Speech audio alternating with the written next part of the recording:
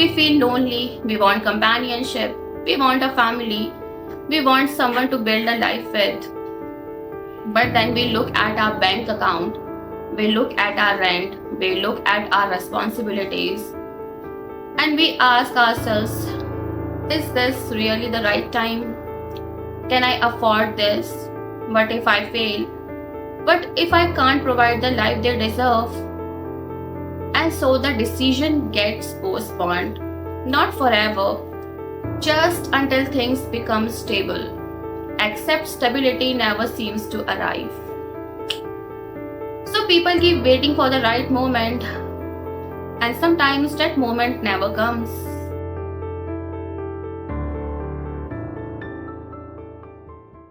I want to ask you something. Honestly, when was the last time you were somewhere doing nothing and it was okay?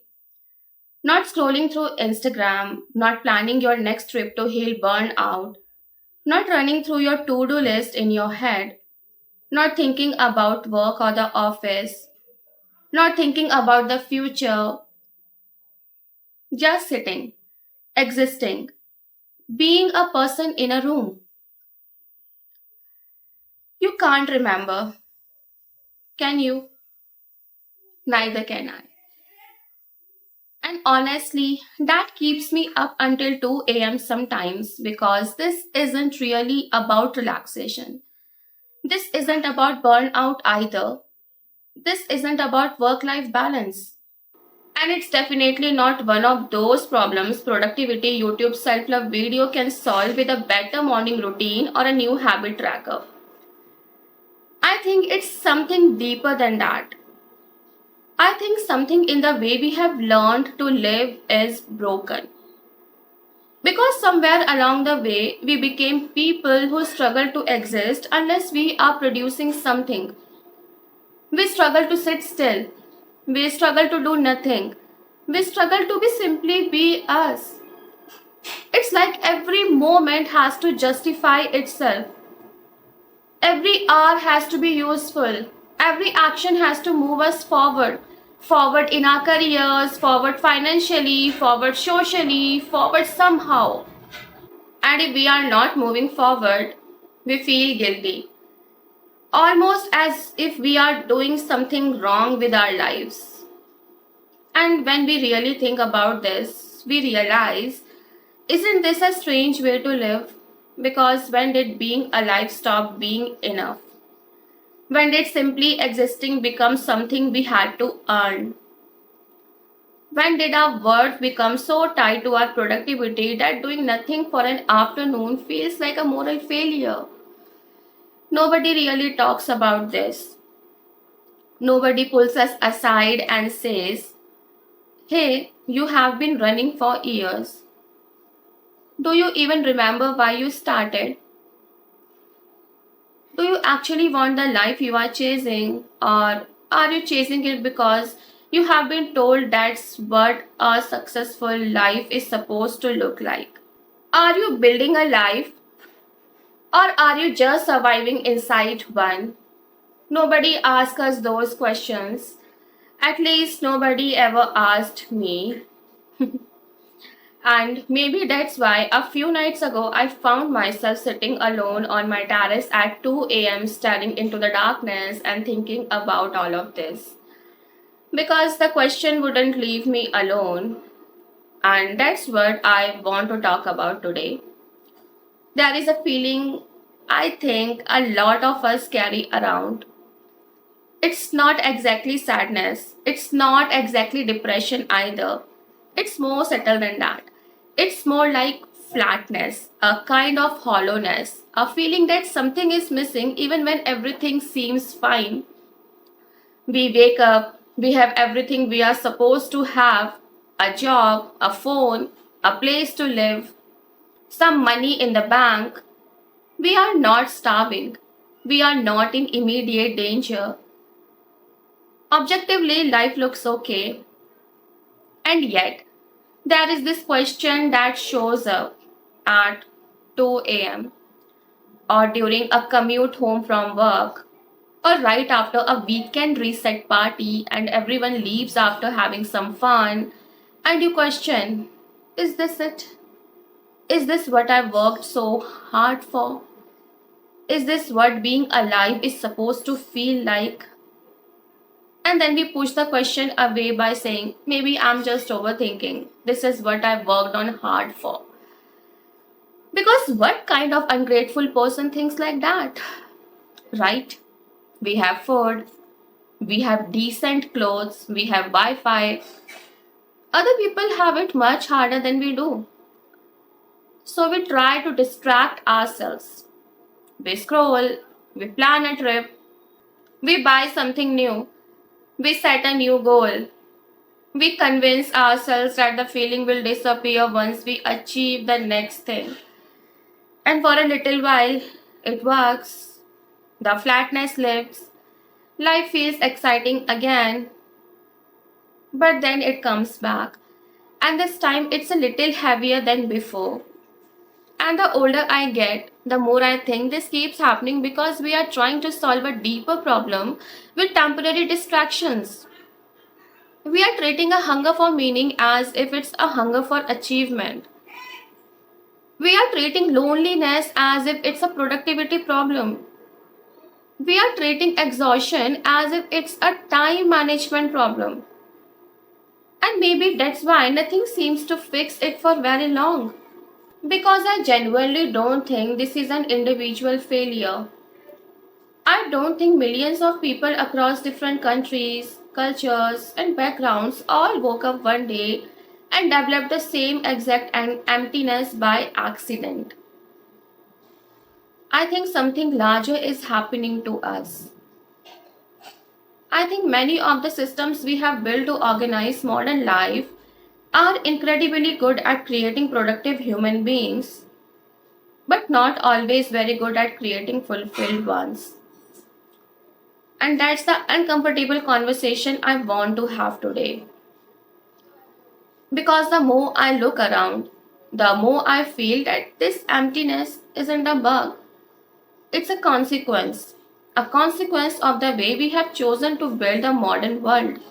I genuinely think this is by design, a design created by humans for humans. Let's rewind the time to just 150 years. Before the Industrial Revolution, most people lived their lives inside relatively small communities. They knew their neighbors, they knew the people who lived down the street, they knew who was sick, who had just gotten married, whose crops had failed, whose child had been born. Life was hard, brutally hard, much harder than life is for most of us today. People worked long hours, diseases were common and incurable, comfort was limited, but I don't want to romanticize that world. But there was something it provided almost by default that many of us struggle to find today, a feeling of belongingness. At the end of the day, people came home to a community that knew their name. Community wasn't a luxury, it wasn't something you schedule between meetings. It was the infrastructure of survival. Then the world changed. Industries expanded, cities grew, markets connected the world, and capitalism emerged as the one of the most powerful forces in human history. And I want to be careful here because I'm not saying capitalism is evil. I believe in capitalism, I really do. It helped create important things: hospitals, vaccines, modern medicine, technology, the phone we are holding right now. For millions of people, it raised living standards in ways previous generation could never have imagined. But I think it also did something that nobody fully prepared us for. It took human beings, creatures that fundamentally need belonging, meaning, and connection, and slowly reorganized more and more of life around a single question: what can you produce? Output became central, productivity became central, Economic value became central, and over time, something subtle happened. Our value became tied to what we produce. Our identity became tied to our careers. Our worth became tied to our output. And Karl Marx noticed something about this as early as 1844. And I know some of you heard the name Marx and immediately got skeptical. Stay with me. Karl Marx noticed something during the Industrial Revolution that still feels surprisingly relevant today. He called it alienation. And despite all the political arguments people have about Marx, I think he was describing a feeling many of us recognize. He argued that modern economic systems can slowly separate people from the things that make life meaningful.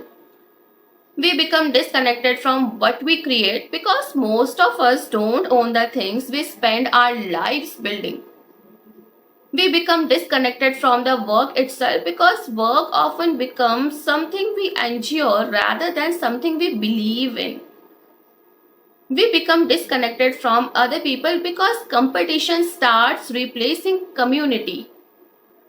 And eventually, we become disconnected from ourselves. The version of ourselves that wanted to create, connect, explore, and simply exist. Instead, we become performers, employees, consumers, productivity machines. He understood that a person can be materially comfortable and still feel profoundly disconnected from their own life. Think about that for a second.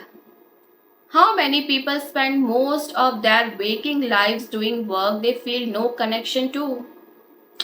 Creating things they don't own, for organizations they will never meet, surrounded by people they barely know, while quietly wondering why they feel disconnected from their own lives.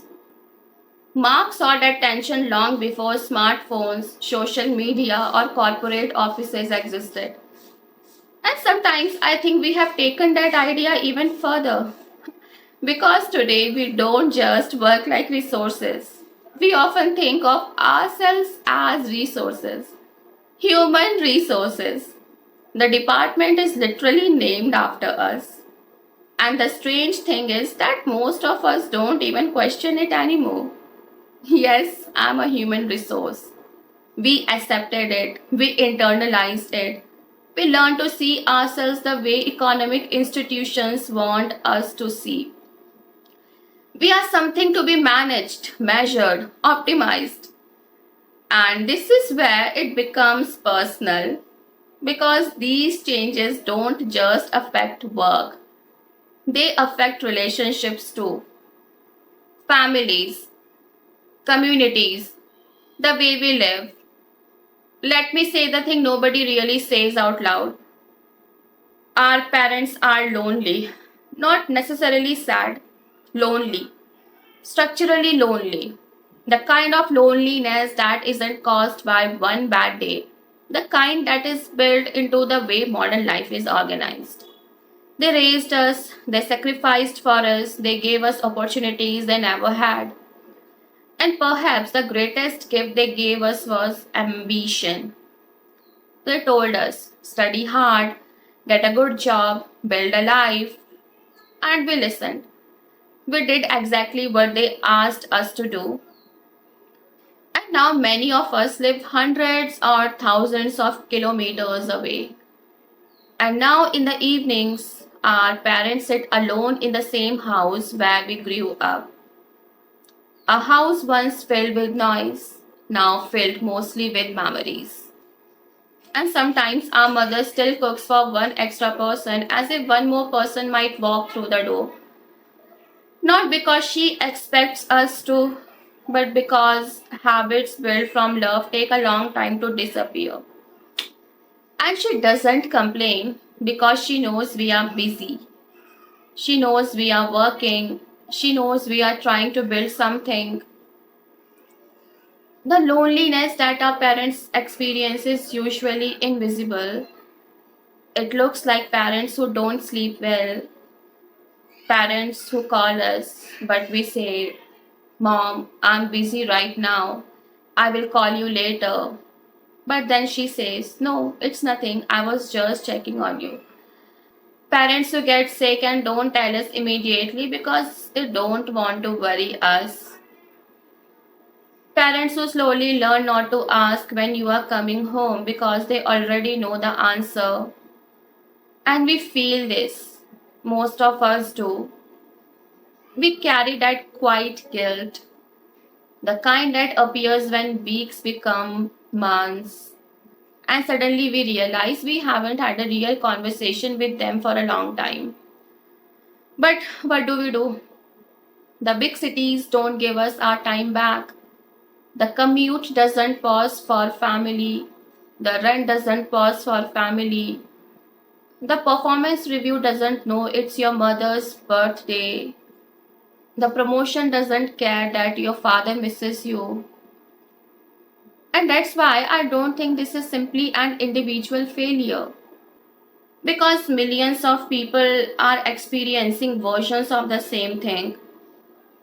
These are incentives built into the way modern life is organized. The system rewards mobility, it rewards relocation, it rewards availability, it rewards people who can leave one city for another, one opportunity for a better one life for the promise of a slightly better life. And in the process, many of the relationships that once anchored us become harder to maintain. And then we call that progress. And maybe in many ways it is. But I think we should also be honest about what it cost.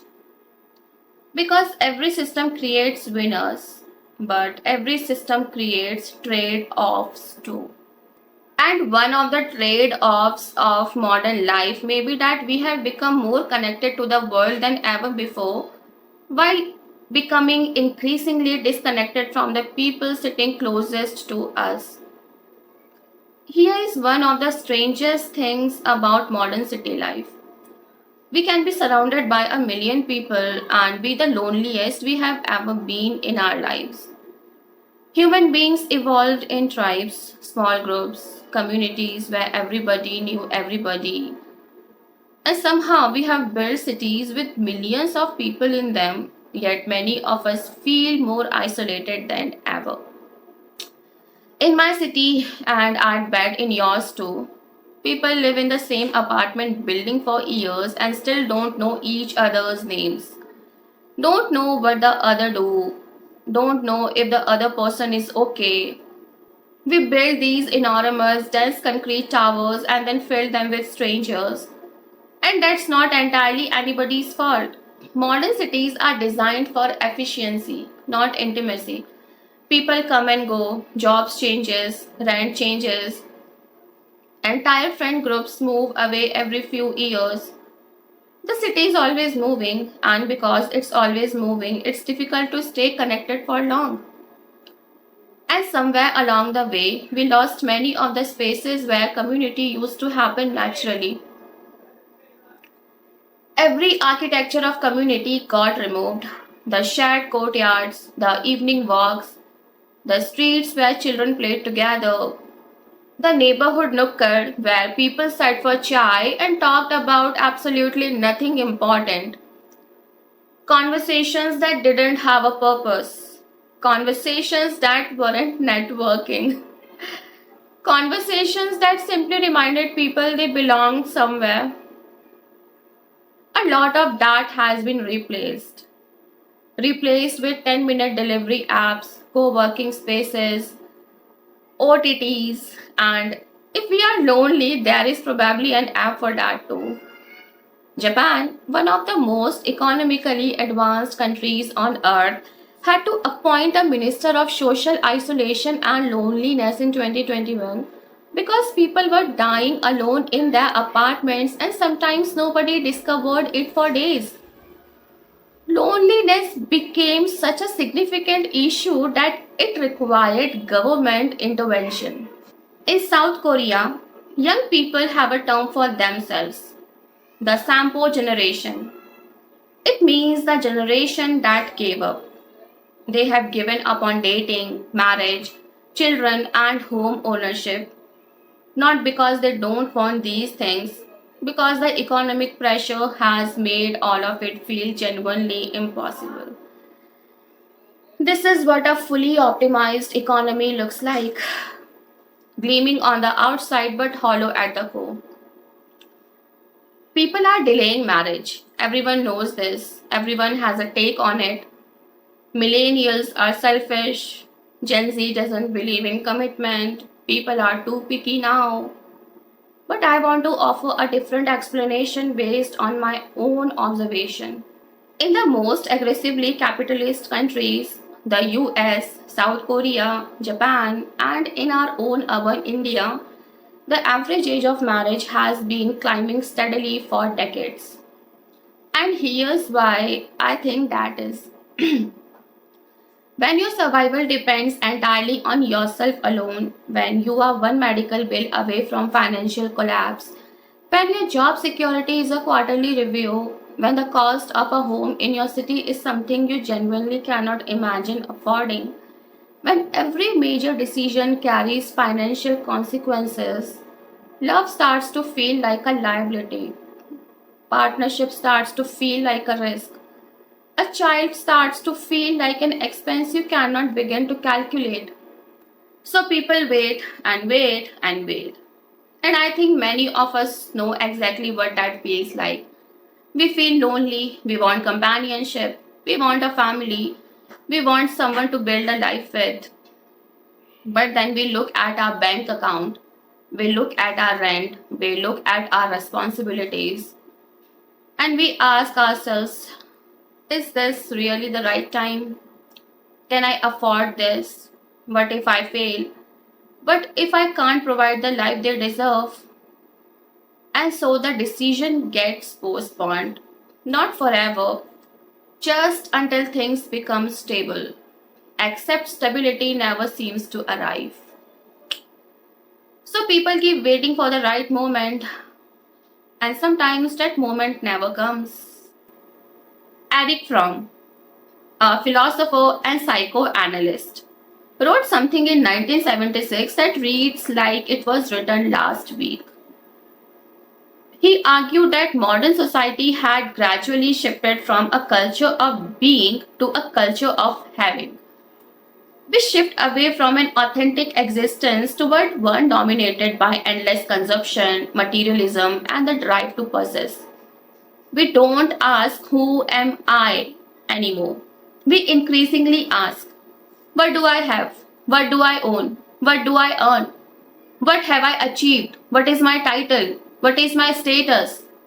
What have I accumulated? We begin measuring ourselves the same way we measure products, by performance, by possessions, by achievements, by market value. And in that shift from being to having, we lost the ability to love. Because love is an act of being, not having. You cannot possess a person and call it love. You cannot optimize intimacy the way you optimize a business. You cannot schedule a connection like a meeting and expect it to feel real. And yet, many of us keep approaching relationships the same way we approach careers. We try to optimize them, control them, perfect them. And the loneliness so many people feel today isn't simply an individual problem, it's a social one, a reflection of the modern way we have organized modern life itself. Something happened to friendships also.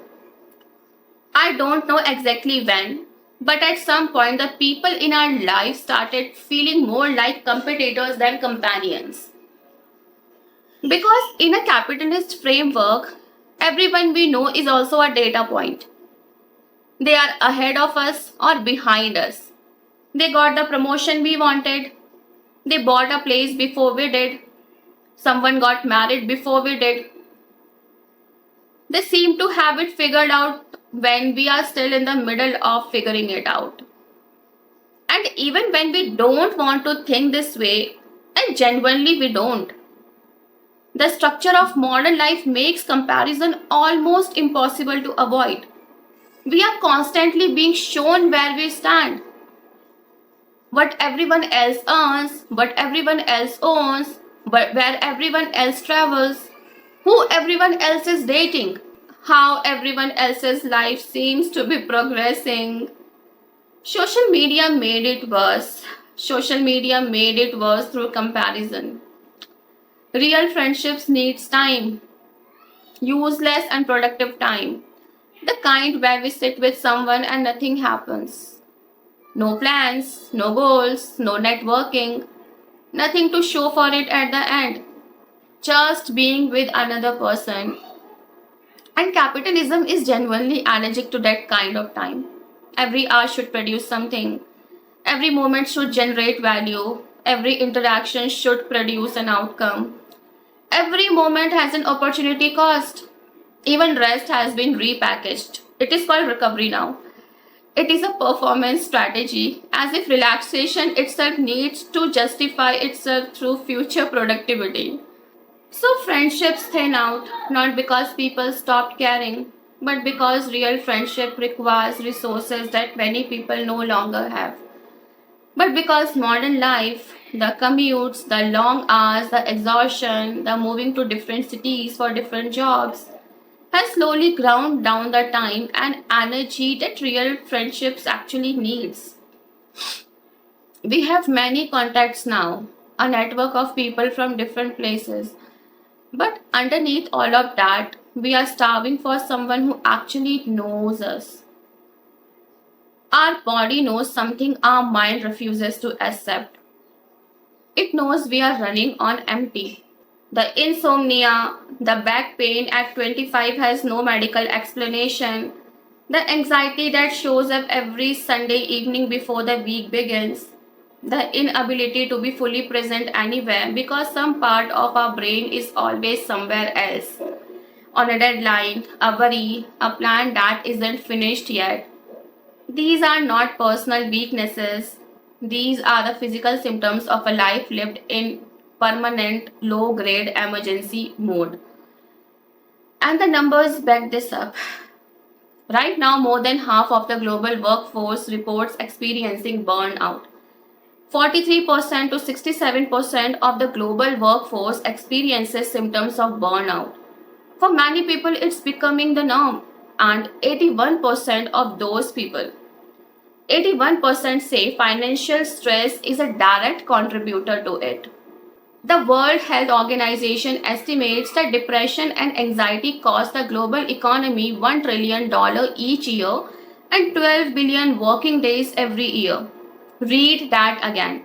$1 trillion each year and 12 billion working days every year. That is 12 billion mornings where someone woke up and genuinely could not face the day. And what fascinates me is that even then the conversation often circles back to productivity. How much output was lost, how much money was lost, how much efficiency was lost. As if the tragedy is the economic cost rather than the human one. The human nervous system was not built for this. We evolved for a world where effort was followed by rest.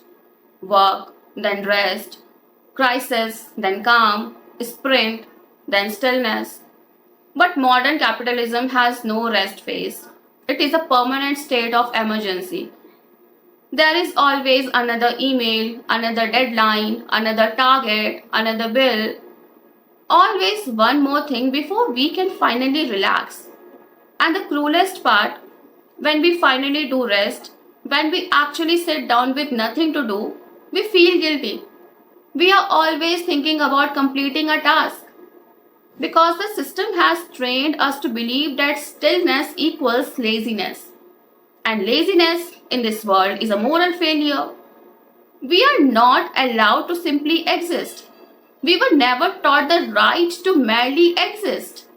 Every day, our worth is tied to output. And slowly, quietly, without us even noticing it happening, that belief breaks us from the inside.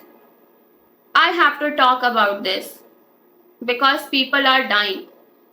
Yes, people die from hunger, people die from war, people die from diseases, But people are also dying from loneliness, from despair, from isolation, from financial struggles, from the unbearable weight of feeling like we are falling behind in a race we never signed up for.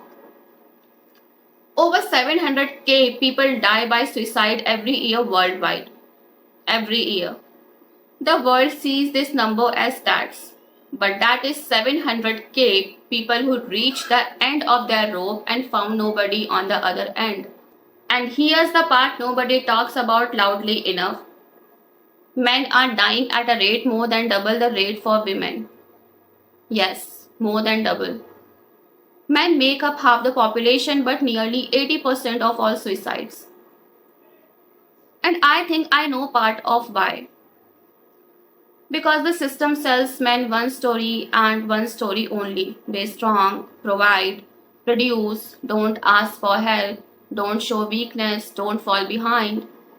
And when a man is financially broken, when he can't pay the rent, can't support his family, can't keep up, he doesn't just feel like he failed at a job. He feels like he failed at being a man. And that shame of feeling not enough is silent, and that silence becomes deadly one day. The sociologist Emile Durkheim found in 1897, and this has been confirmed by research ever since, that the single strongest predictor of whether a person would take their own life was the strength of their social bonds. People who were embedded in community, family, belonging, even in poverty, survived at far higher rates. People who were economically successful but socially isolated, such as unmarried people or those lacking a strong community, had significantly higher rates of egoistic suicide. In India alone, over 200k died by suicide in 2025. Suicide is the leading cause of death among people aged 15 to 39 in this country. The youngest, the most working age, the most productive by the system's own definition, just lost hope in life. And when you read the stories, the notes left behind, the conversations people had in the weeks before, it's almost never one dramatic event. It's accumulated weight. Months of financial pressure, months of anxiety, months of feeling alone with problems nobody else seems to have time for. It's waking up every morning and feeling dread before the day has even started. It's wanting to reach out but feeling like everyone around you is already carrying too much of their own. And after a while, that weight becomes difficult to carry. Something about this should concern us, because if so many people are struggling in similar ways, then maybe this isn't only an individual problem. Maybe there is something structural happening too. Maybe the world we have built is incredibly good at demanding performance, but not always very good at supporting the people performing. And it is not the people who are failing, but the world we have built for ourselves is failing us. I want to talk about something that rarely gets said honestly for a long time, and this is still the assumption in a lot of families, a lot of cultures. There is a kind of safety net logic for women. If a woman struggles in her career, people say maybe it's time to settle down.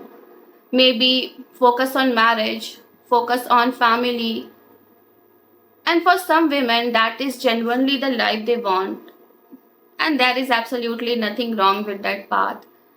But here I want to be honest about how that sounds to a woman who has built herself through her career. Because I'm saying this from where I stand, having been in this system long enough to feel it myself. For many women today, a career is not just a paycheck, it's identity. When a woman has spent years building her identity through her work, through what she creates, what she achieves, what she contributes, And then she steps back from that after marriage, or something doesn't work out for us women in our careers, or sometimes we need to step back from our already built careers. It feels like hell. As a woman, I'm telling you, believe me. Yeah, men are indeed trapped by the pressure to succeed, but increasingly, women are also carrying the same burden. Modern capitalism doesn't very much really care whether you are a man or a woman. It cares whether you are productive, whether you are useful, whether you can keep performing, whether you are creating economic value. For men, that pressure has always existed for generations, but for women, it has increasingly become part of life too. Now, both are expected to succeed, both are expected to build careers, both are expected to become financially independent, both are expected to compete, both are expected to constantly prove themselves. Women who have built strong career based identities experience significant depression and loss of self worth when that identity is suddenly taken away or put on hold. Sometimes women have to step away from their career roles after marriage. And moving away from a career after marriage isn't the same for everyone. For some, it may be good, but for some, it feels like losing a part of themselves they had spent years constructing. I am also seeing this trend on social media. People are leaving cities for smaller towns, leaving corporate jobs for work that pays less but gives them their evenings back. Sometimes I too feel this, like I should retire to a village, growing organic food, learning to cook from scratch, raising goats and chickens, sitting outside in the evening doing nothing in particular. And I don't want to call this slow living because that makes it sound like a wellness trend, a lifestyle aesthetic, something people buy into. It's not. Because when you look closely, these people aren't really chasing simplicity. They are chasing ownership of their own time. They are chasing the feeling that their day belongs to them again. They are chasing conversations that aren't scheduled, relationships that aren't transactional, and moments that don't need to be optimized. In other words, they are trying to find their way back to something modern life quietly convinced them wasn't important. I have a friend. He works in a big tech company. He earns 1 crore a year in India. 1 crore. The number most people spend their entire working lives chasing and never reach. And the last time I talked to him, really talked to him, he told me that he wants to retire by 35, maybe late 30s at the latest. Not because he is lazy, not because he lacks ambition, because he said, and these were his exact words, yeah, I want to actually live for myself. I still remember that sentence. I want to live for myself. Because what does it mean when someone who has achieved what most people consider success feels like life hasn't started yet? He told me that on weekdays he just survives, meeting to meeting, deadline to deadline, call to call. He comes home late and he's too exhausted to do anything except stare at his phone until he falls asleep. And on weekends, he goes and sits at a bar alone, not to celebrate, not to party, just to decompress, just to feel like a person again for 2 days before Monday comes back around. He has a 1 crore salary, but he has nobody to talk to, and he doesn't want to get married either. And I'm not telling you this to make you feel sorry for him. I think there are a lot more people like him than we realize. He is an example of what success can look like when a system becomes extraordinarily good at extracting output and surprisingly bad at creating a meaningful life. Maximum output, minimum life. And that's a difficult thing to admit because everything around us tells us this is the path. This is security, this is responsibility, this is adulthood, this is what serious people do, this is how you build something real. But I look at my friend, I look at what that path is doing to him on the inside. He is completely hollow on the inside. Because what is the value of a life that looks impressive to strangers but increasingly feels empty to the person actually living it? And when I asked him, "Do you actually want to go back to your village?" he didn't have a clear answer. Some days he says yes, some days he says no. Some days he dreams about leaving everything behind. Other days he thinks maybe he's just tired and overthinking. And honestly, I think that's where most people are, caught somewhere between the life they have built and the life they have secretly imagined. And that conflict, that hesitation is worth listening to. Because maybe the most honest thing any of us can do right now is stop and ask, is the life I'm building actually the life I want? Or is it simply the life that makes sense to everyone around me? Henry David Thoreau asked a similar question almost 2 centuries ago. In 1845, he left town, built a small cabin near a pond, and lived simply for 2 years. He later wrote that he went to the woods because he wanted to live deliberately, because he didn't want to reach the end of his life and discover he had never really lived it. And that's the thing. The hunger for slow life is not new. In fact, the Industrial Revolution created different versions of it. The digital capitalist revolution has simply amplified it. The technology changed, but the feelings for a slow life didn't.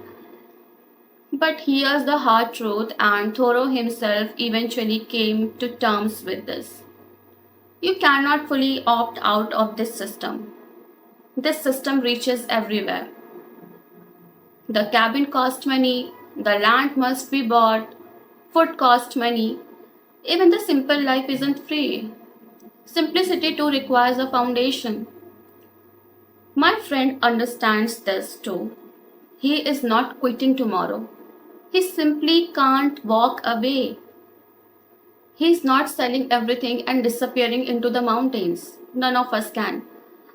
But I think something inside him has already left. And maybe that's where these changes actually begin. Not with a dramatic resignation letter, not with selling everything and disappearing into the mountains, but with a moment of clarity. A moment where you look at the life you are living and stop automatically assuming that more money, more status, and more achievement will eventually solve a problem they were never designed to solve. A moment where you stop asking, how far can I climb?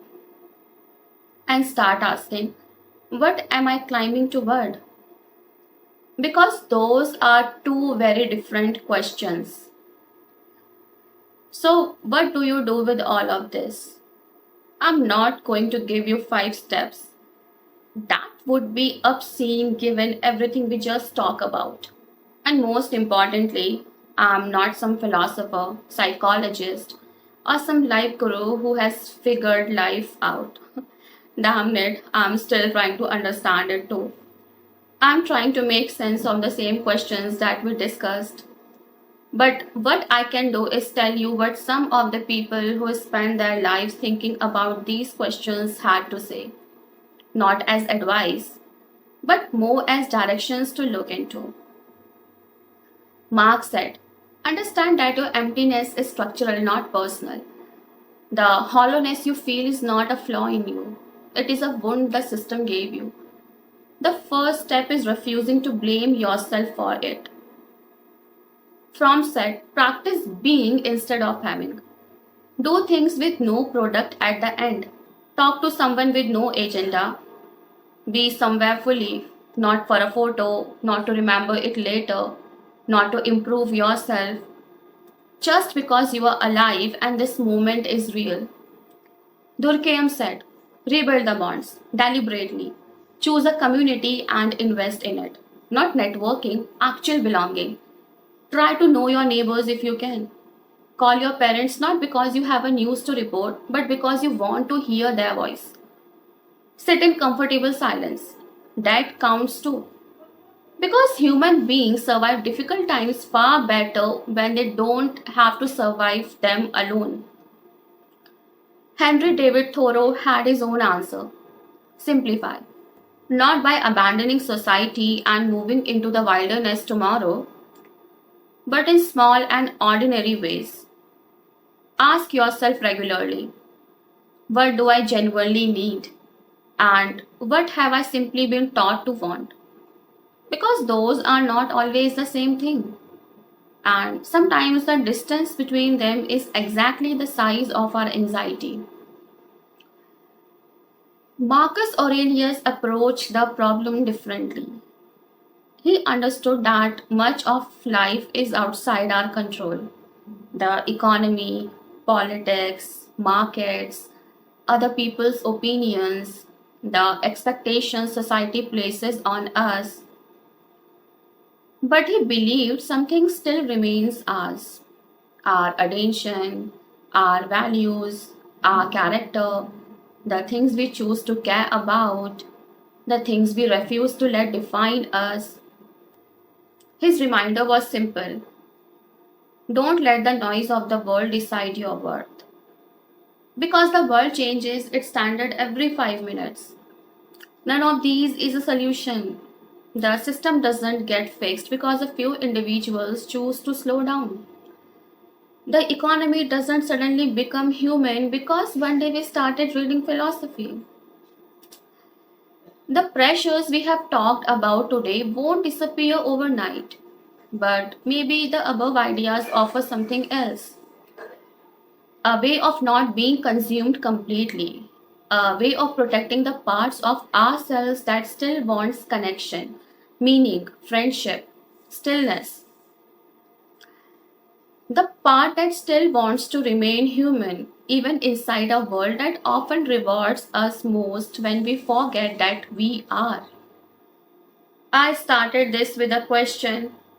When was the last time you sat somewhere doing nothing and it was okay? I want to end with a different one. Who in your life right now is struggling and hasn't told you? Who has gone quiet recently? Who always says, I'm fine, just a little too fast? Who haven't you actually talked to, really talked to, not just caught up with in months? Because here's the thing about the world we have built: it doesn't fall apart in dramatic moments, it falls apart in ordinary ones. In the message you didn't send, in the visit you kept postponing, in the we should catch up soon that you both knew was never actually going to happen. If there is an antidote to a world built on isolation, I think it begins with connection. Not a perfect connection, not fixing society, not fixing the economy, not quitting your job and moving to the mountains. Just a connection. Stubborn, intentional, sometimes an inconvenient connection. Maybe this week, that means sitting with your parents for an hour with your phone switched off. Maybe it means calling the friend you have been meaning to call for 3 months. Maybe it means asking someone a question we almost never ask honestly anymore. How are you? And then actually waiting for the answer. None of these things will fix capitalism. None of them will solve loneliness at a societal level. None of them will magically remove the pressures of modern life. But they might do something smaller, And sometimes smaller things matter more than we think. They remind us and the people around us that we are human beings, not resources, not output units, not productivity scores, not salaries, not follower counts, not LinkedIn headlines. Human beings. We are human beings with bodies that get tired, minds that become overwhelmed, hearts that need other people, and lives that deserve to be about more than an endless sprint toward a finish line that always seems to move further away. Maybe that's what I have been trying to say this entire time. Not that ambition is wrong, not that success is meaningless, not that we should reject modern life altogether. But somewhere along the way, many of us forget that achievement was supposed to serve life. Life was never supposed to serve achievement. The system will always ask for more time, more attention, more productivity, more of you. The question is whether you are willing to keep giving it everything or whether you will keep something for yourself, for your family, for your friends, for your community, for the people who would miss you if you disappeared, and for the person you are when nobody is watching.